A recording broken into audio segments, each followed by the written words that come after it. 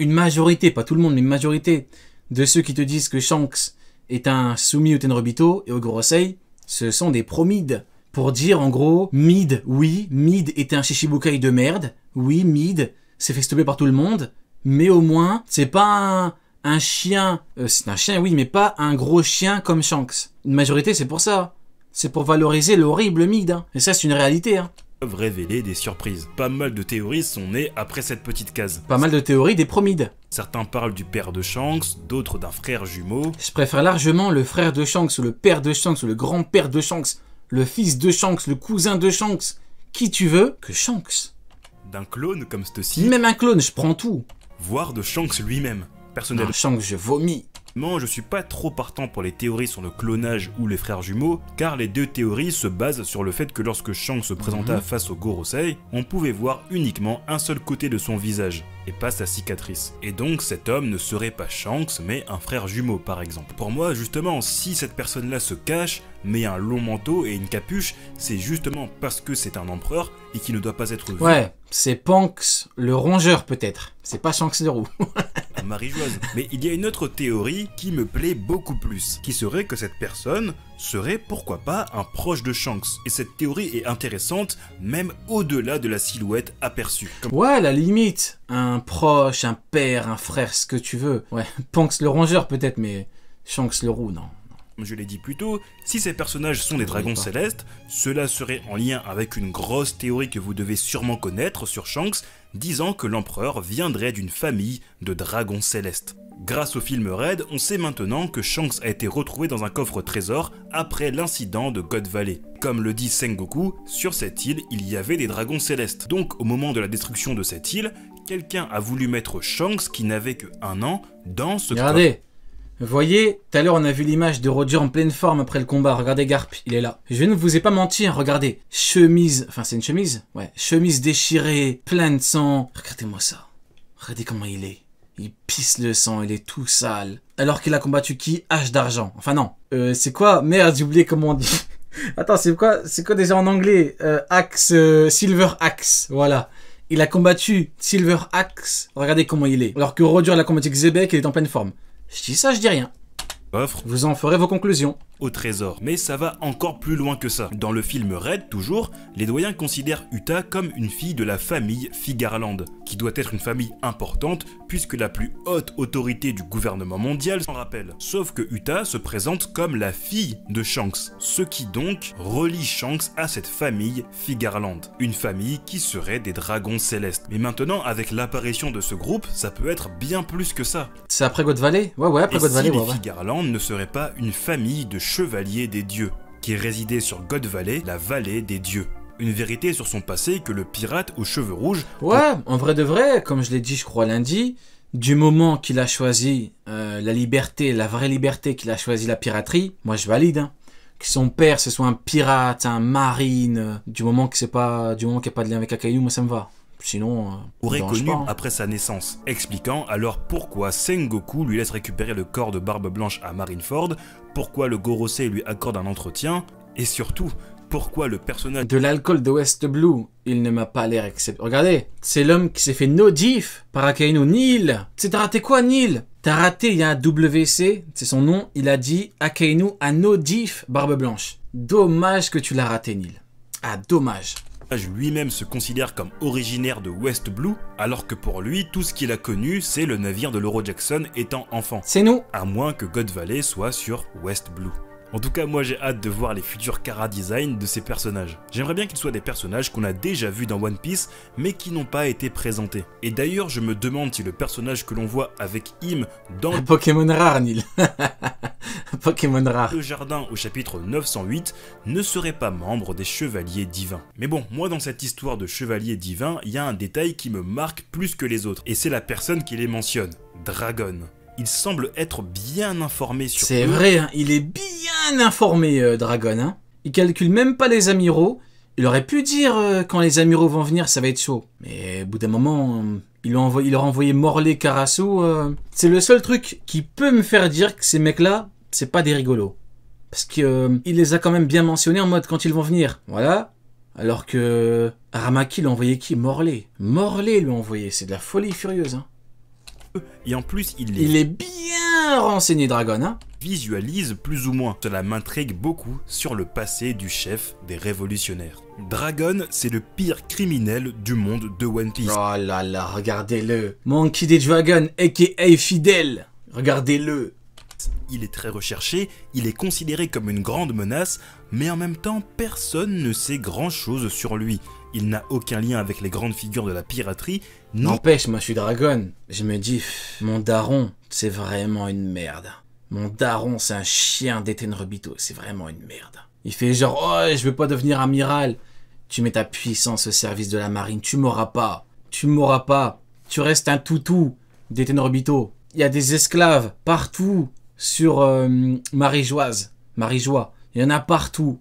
Tu dis rien. Tu te tais. Pourquoi? Parce que t'es une merde. Et ça, c'est une réalité. Viens faire la révolution avec moi. Vas-y, viens. Viens avec moi. Viens mettre des Galaxy Impact partout. Mais non, les Galaxy Impact, c'est pourquoi? C'est contre les pirates. C'est pas contre la marine. Pourtant, il pourrait. Hein. Il fait la révolution, boum. Il met Garp dans la nouvelle marine. Et là, t'as une vraie marine. T'as pas une marine de chiens de Tenrebito. C'est comme ça. avec celle de la marine. Ça, les pro-Garp le savent. Hein.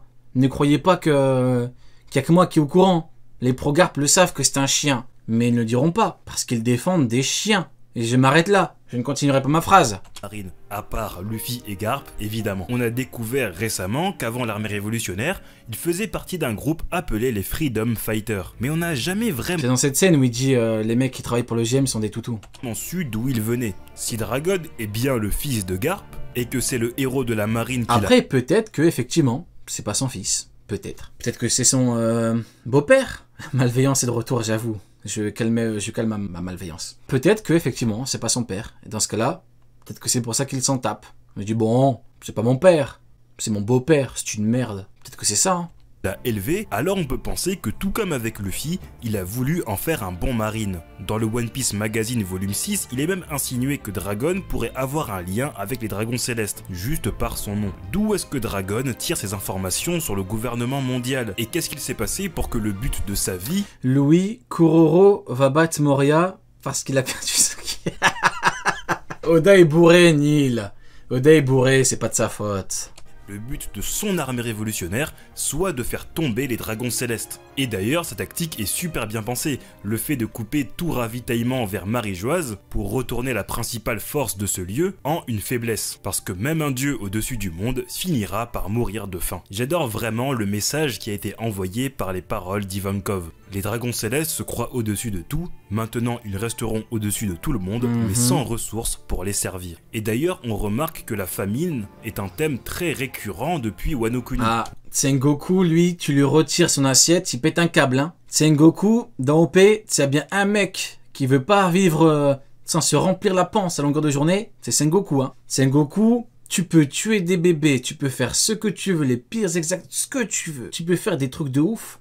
Du moment qu'il peut manger son truc à la framboise, il valide. Dernièrement, on avait appris la mort du vice-amiral T-Bone, qui aurait été tué par des paysans qui mouraient de faim pour récupérer la prime de Cross Guild. Vous me connaissez, moi j'ai toujours pensé que Dragon était autrefois dans le camp du gouvernement mondial, et que c'est après avoir vu certaines atrocités qu'il a décidé de les quitter. Dragon, il a mis 20 ans pour déclarer la guerre au GM. Sengoku, tu lui retires son assiette, il déclare la guerre au monde entier. Ce que je vous dis là, c'est une réalité. L'introduction de ce nouveau groupe et le fait que leur silhouette Il n'y a que les honteux pro-Sengoku qui diront le contraire. représentées en même temps que les paroles de Dragon renforcent en moi l'idée qu'autrefois, Dragon pourrait avoir été un des chevaliers divins. Et que ce serait à God Valley qu'il aurait changé de camp. Car oui, depuis un moment, j'ai l'impression que Oda met tout en place pour nous raconter l'incident de God Valley. Et maintenant, on a l'impression d'y arriver petit à petit. Souvenez-vous lorsque Diego... Ah, il est là, l'horrible Pumba. L'horrible Pumba qui a enfin le traitement qu'il mérite. Ah, j'étais méchant quand même. Franchement, le regarder comme ça et dire qu'il a enfin le traitement qu'il mérite, non, c'est vraiment méchant. Non, même moi, je me rends compte que j'ai abusé. Non, merci Oda, non, abuse. Abuse, non, même moi, même Palpatine. Non, je peux pas valider, c'est une dinguerie quand même. Riboni vit la mémoire de son père, on voit le jeune Kuma se faire frapper. C'est grave. Dans une case, on peut voir les dragons célestes. Ils sont là les goats. Non, je rigole. et surtout... Voilà, si j'étais un vulgaire pro-amiral, je dirais « Ah, ils sont là les goats !» Maintenant que j'y pense, les pro-amiraux, les pro-Kenou, toutes ces conneries, genre pour eux, les Tenryubito, c'est un truc de ouf, hein. Genre eux, quand ils les voient, ils disent « Waouh, c'est un Charlos, il a trop de flow. Waouh, les Tenryubito, ils sont vraiment trop forts. Hein. C'est vraiment les dieux sur Terre. » Non, la honte, les gars. La honte. Concentrez-vous, hein. Concentrez-vous. Vraiment, concentrez-vous, c'est la honte. Genre là, ils voient la Big Flash, ils disent « Ah ouais, il est vraiment trop fort, hein. Ce mec-là, il a trop de flow. Hein. » Ah, la honte. Ils portent pas leur sorte de casque qu'ils ont habituellement lorsqu'ils sont avec des humains. Ce qui prouve qu'on est sur un lieu... Genre là, ils disent « Ah ouais, c'est un Charlos, il mange une big glace. Il a des esclaves. C'est vraiment ce à quoi je veux ressembler. » Eux, leur but, c'est ça. Je mérite d'être comme ça. Eh ben, la honte, les gars. Que ces derniers considèrent comme plutôt sains. Si c'était sur Marie-Joise, l'auteur n'aurait aucun problème. Genre là, les pro-amiraux disent « Mais non, les esclaves, là, repartez, derrière. Pourquoi vous partez? Non, il faut envoyer un amiral, c'est pas normal. Qu'on envoie tout de suite un amiral pour les récupérer. Les esclaves à Marie-Joie. » À le dire, comme lors du flashback de Boa Hancock. Mais là, le paysage est bien caché et ne montre rien. C'est pourquoi je pense que soit Kuma était un esclave à Marie-Joise, mais qu'à l'époque, Marie-Joise avait un paysage différent qui serait une importance pour le futur de One Piece, que l'auteur ne veut pas montrer tout de suite, ou alors qu'à ce moment-là, Kuma était sur God Valley. Et dans la chronologie de One Piece, au moment de la disparition de God Valley, Kuma avait 9 ans, donc c'est possible. Il y a aussi récemment Lulusia qui a été rayée de la carte, tout comme God Valley qui aurait disparu. En ce moment, Oda nous parle d'un événement nommé l'incident de Egghead qui va secouer le monde entier, alors que l'autre incident que l'on connaît qui a changé le monde est l'incident de God Valley. Bref, assez de divinité pour aujourd'hui, il faut parler d'un criminel. Est-ce qui a tué le roi Cobra? Beaucoup d'entre vous penseront au Gorosei, voire à Im. Mais je ne pense pas que ce soit le cas. À première vue, en finissant notre lecture du chapitre 1083,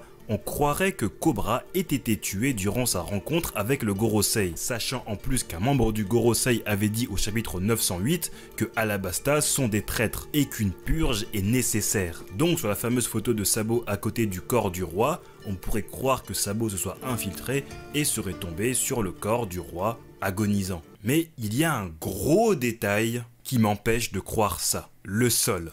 Regardez les motifs du sol. Il ne s'agit pas du tout des motifs présents dans... Incroyable, hein. Ils ont balayé un homme en fauteuil roulant. Vous vous rendez compte là, les premiers ils sont comme ça. Yes! L'horrible roi Cobra qui voulait découvrir la vérité sur le monde, il s'est fait balayer. Yes! Ils ont bien fait de le tuer et de le frapper. Yes! Vive les amiraux! Vive les Tenryubito! Et vive le Gorosei!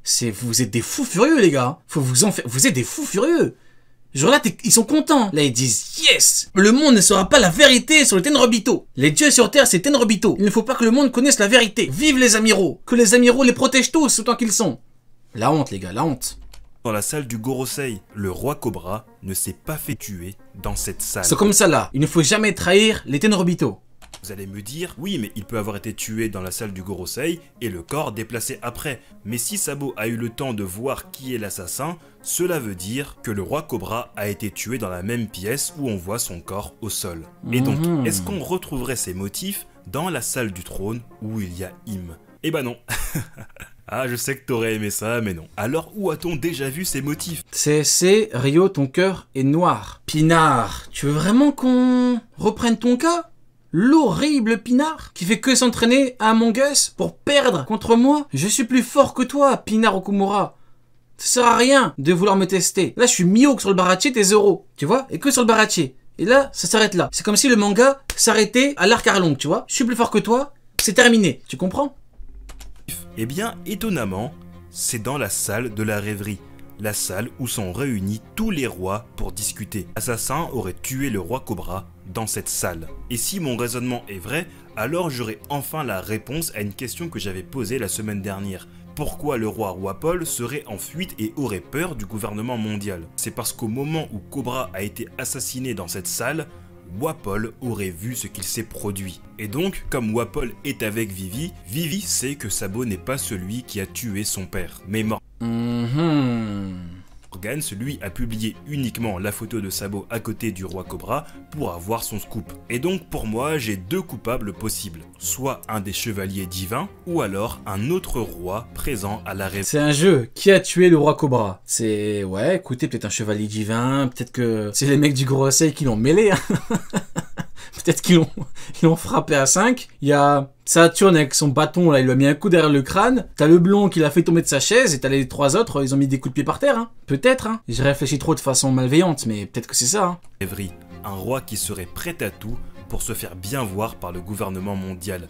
Un roi facile à corrompre. Un roi qui obéirait à tous les dragons célestes. Dites-moi ce que vous en pensez en commentaire. Le chapitre 1083 se nomme La vérité de ce jour. Et le point culminant de ce flashback sur la rêverie sera quand Sabo verra Im. Mais cette vérité ne concerne pas que Sabo, mais aussi Doflamingo. Car rappelez-vous qu'il est au courant d'un certain trésor national sacré de Marie-Joise. Et donc quand l'on sait ça, c'est assez étonnant de le voir en couverture du chapitre. Ce qui est encore plus fou, c'est de voir le démon céleste en couverture en train de nourrir un poussin. On voit un Doflamingo qui donne... Regardez, on a Doflamingo en mode total bienveillant. Regardez un petit peu. Vous avez vu comment il est? Il soigne un petit oiseau qui a mal. Vous voyez? Arrêtez un petit peu d'être malveillant depuis tout à l'heure, vous êtes là, vous êtes mauvais. Soyez un petit peu comme Doflamingo, soyez bon. Donne sa veste pour faire un joli nid à un petit bébé. Cela peut vous rappeler la page de couverture. Moi, je l'aurais tué et je l'aurais mangé l'oiseau. Sa veste pour faire Palpatine, rien à foutre. un joli nid à un petit bébé. Cela peut vous rappeler la page de couverture. Là, moi, le chien là, le petit carlin, c'est un carlin. Moi, je lui dis, t'as qu'à t'acheter un parapluie. Le parapluie, c'est pour moi. J'en ai pas deux, j'en ai un. On est deux. On fait comment? Je te le donne à toi? Non, à moi. T'as qu'à partir te prendre un parapluie. Eh ouais, c'est comme ça, excusez-moi. J'ai qu'un parapluie, j'en ai pas deux. Si j'en avais deux, peut-être que je te l'aurais vendu. Mais non, j'en ai qu'un. Non, c'est pas bien. Non, j'abuse. Codage accepte de se mouiller. C'est trop, c'est J'ai trop. un petit chien de la pluie. Alors qu'avec son corps de sable, la pluie c'est pas bon pour lui. C'est pourquoi je sens que dans pas très longtemps là, on va avoir un retour de Doflamingo. En attendant, portez-vous bien. Big up le Et philosophe. moi je vous dis ciao à plus. Ciao à plus, gros big up le philosophe. Le carlin, je lui aurais dit qu'est-ce que tu veux, parlin. Allez, va là-bas. Il est fou lui, il veut mon parapluie. Le parapluie c'est pour moi, j'ai pas envie d'être mouillé. Bon en tout cas c'était pas mal du tout, hein. Petite vidéo forte sympathique. Hein.